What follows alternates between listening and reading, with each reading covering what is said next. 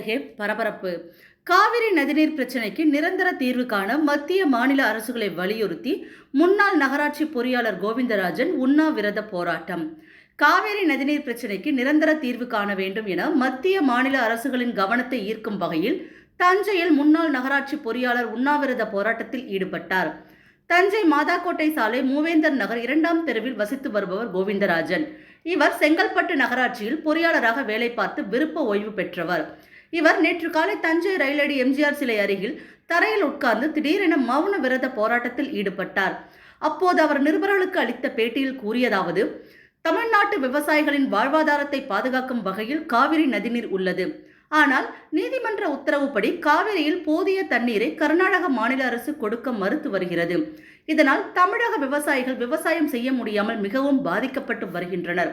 எனவே இந்த பிரச்சனைக்கு நிரந்தர தீர்வு காணும் வகையில் மத்திய மாநில அரசுகளின் கவனத்தை ஈர்க்கும் வகையில் நேற்று காலை 7 மணி முதல் 10 மணி வரை 3 மணி நேரம் உண்ணாவிரத போராட்டத்தில் ஈடுபட்டு உள்ளேன். மேலும் பொதுமக்களுக்கு சுகாதாரமான குடிநீர் வழங்க வேண்டும். நாம் ஒவ்வொருவரும் மழைநீரை சேமிக்க வேண்டும். நிலத்தடி நீரை பாதுகாக்க வேண்டும். மின்சாரத்தை சேமிக்க வேண்டும். மரங்களை வளர்க்க வேண்டும். பிளாஸ்டிக்கை பயன்படுத்தக்கூடாது. கதர்பையை பயன்படுத்த வேண்டும்.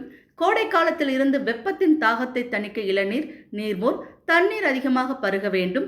இது தவிர தினம்தோறும் உடற்பயிற்சி செய்யுங்கள். நல்ல புத்தகங்களை படிக்க வேண்டும். செல்போன் அதிகமாக பார்ப்பதை தவிர்க்க வேண்டும். டிவி சீரியல்களை பார்க்க வேண்டாம். தினம்தோறும் யோகா, தியானம் செய்யுங்கள். நமது தாய்மொழியான தமிழ் மொழியில் குழந்தைகளை பேசவும் எழுதவும் படிக்கவும் கற்றுக் கொடுங்கள்.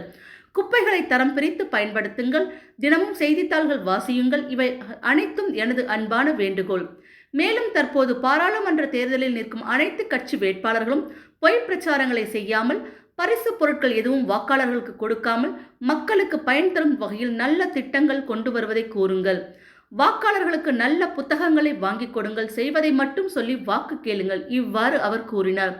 களம் செய்திகளுக்காக தஞ்சையிலிருந்து சாமி.